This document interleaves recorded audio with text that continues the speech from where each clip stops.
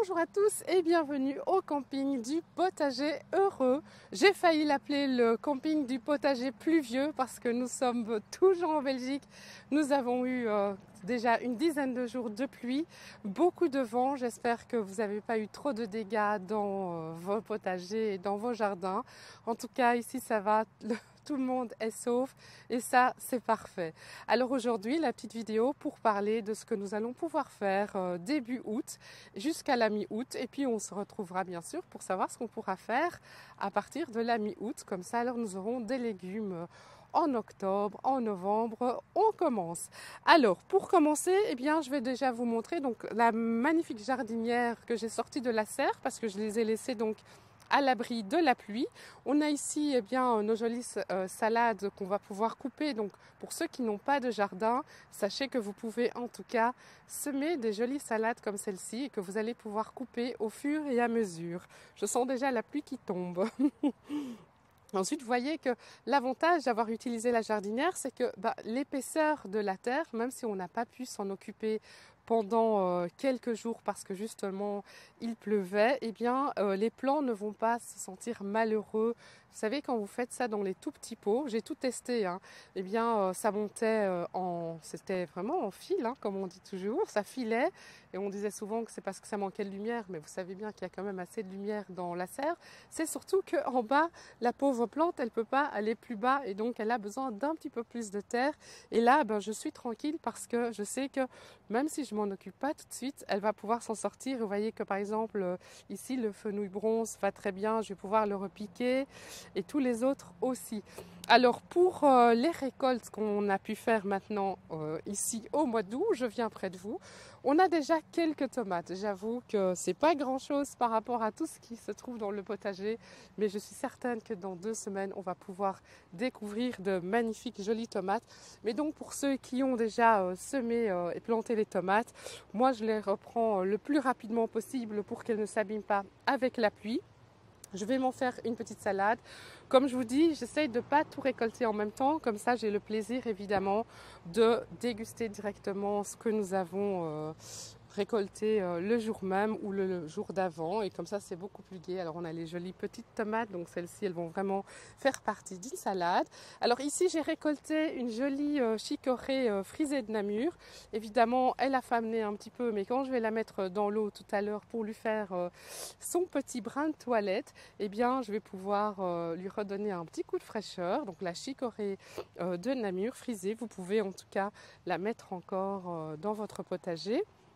Et l'avantage aussi, quand vous allez aussi laver votre salade, essayez d'avoir une bassine dans laquelle vous lavez tous vos légumes et puis vous récupérez l'eau que vous mettez dans un arrosoir que vous laissez près de votre porte. Comme ça, là, vous recyclez aussi l'eau. Donc, c'est très important aujourd'hui de pouvoir, en tout cas, et ça fait partie de la permaculture, en tout cas, de ne pas gaspiller les énergies. Et l'eau est une de ces énergies.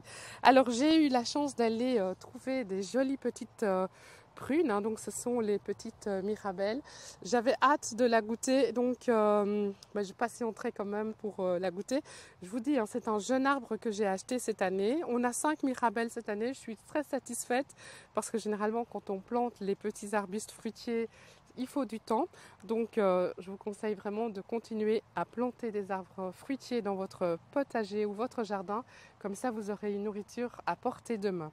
Alors il y a aussi la récolte des mûres et des framboises, celle-ci, par contre, je vais me faire un plaisir de la manger, elle a une saveur incroyable. Je suis en train d'écrire pour le mois de septembre le blog et j'étais en train justement d'écrire les 13 principes de la permaculture. Je sais qu'il y en a 12, j'ai rajouté le 13e et je l'écris évidemment à la façon de l'expérience personnelle. Et justement, je vous parlais des 5 sens qu'un potager va pouvoir redévelopper en vous.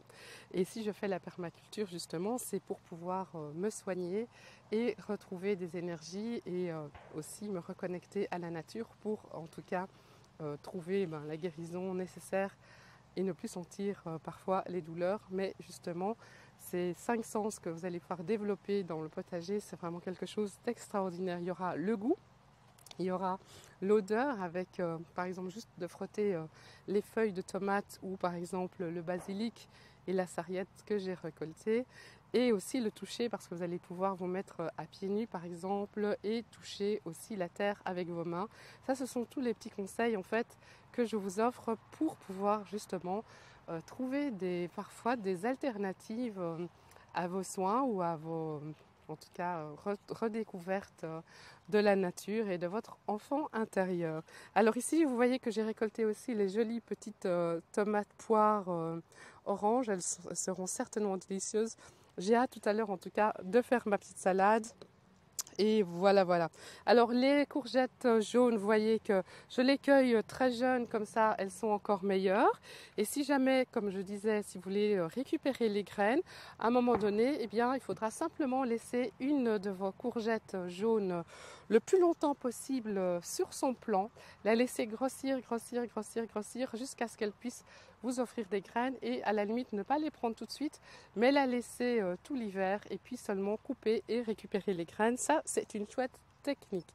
Alors on a vraiment les jolies courgettes vertes et on a aussi, donc comme il a plu, je ne suis pas venue dans mon potager et en plus il y a un virus qui m'a mis cloué au lit pendant 3-4 jours. D'ailleurs, je vais pas tarder à le rejoindre parce que malheureusement j'ai des vertiges et voilà, je suis pas encore totalement remise, mais j'avais très envie de vous offrir la vidéo promis de chaque semaine. Et comme vous pouvez le voir, notre courgette tabermousse, elle est plus grosse que prévu. Donc celle-ci, je vais récupérer les graines et je vais pouvoir les faire sécher et les garder pour les semer l'année prochaine. Donc ça, c'est le but. Quand on laisse pousser très gros, sinon l'idéal c'est vraiment de la laisser tranquille. Alors je vous avais parlé la dernière fois de nos aromates, donc j'ai récolté un petit peu de sarriette de montagne et un petit peu de laurier pour pouvoir les faire sécher et accompagner en tout cas une recette cette semaine. Ce qui m'a étonnée, c'est quand j'ai récolté mon laurier, c'est que j'ai vu qu'il avait fait des fruits et ça c'est vraiment la première fois que j'ai ça, donc j'irai vérifier ce que c'est et ce que je vais pouvoir en faire. Ça, c'était pour la petite histoire. Alors ça, donc, c'était pour les jolies récoltes. En tout cas, vous voyez que même les tomates mauves, elles sont très belles aussi. Regardez comme elles sont très jolies. En plus, le soleil nous fait le plaisir d'être présent. C'est très gentil de sa part. Les petits piments, vous pouvez aussi récolter les petits piments. Vous savez par exemple que les piments, le piment d'Espelette que vous avez en poudre, eh bien, il suffit simplement de laisser sécher vos piments et après de les mixer en poudre et vous aurez du piment d'Espelette toute l'année, beaucoup moins cher que dans les grandes surfaces. Alors, ce que vous allez pouvoir faire en tout cas dans votre potager, si vous aviez déjà fait vos semis, c'est de repiquer les godets que vous aviez préparés. Ici, donc ça c'était notre chou pak choi. Regardez comme il a grandi en une semaine. Je ne vous cache pas que ça grandit très vite. Alors ici, donc j'ai notre basilic cannelle qui a grandi aussi. Et puis là maintenant, je vais lui offrir une plus grande maison. C'est-à-dire que je vais le mettre dans la terre pleine pour qu'il puisse en tout cas bien grandir. J'en laisse aussi en pot pour en avoir dans la cuisine. J'ai ici ma bête rouge que je vais aussi mettre en terre. Et puis je vois qu'il y a des petites salades qui sont venues s'installer. Donc elles, je vais les séparer tout simplement. Alors si vous n'avez pas eu l'occasion de faire vos semis cette semaine quand il pleuvait, soyez rassurés. La liste que je vous ai mis dans que semer au mois de juillet, fin juillet, vous allez voir, je vous avais mis entre parenthèses dans la description tout ce que vous pouvez encore semer en août et encore en septembre. Donc vous avez encore beaucoup de marge pour pouvoir avancer. Si vous n'avez pas encore commencé, vous pouvez vraiment le faire. Ça va tellement vite que vous n'avez pas pris de retard, je vous rassure. C'est vraiment encore le moment de le faire. Alors je vous avais parlé aussi de mon chou, de mes choux qui avaient été mis dans les bacs et qui avaient été ravagés. Donc je les avais laissés dans un bac à l'extérieur. Je n'ai pas eu le temps encore de m'en occuper et j'avais l'intention de vous faire une vidéo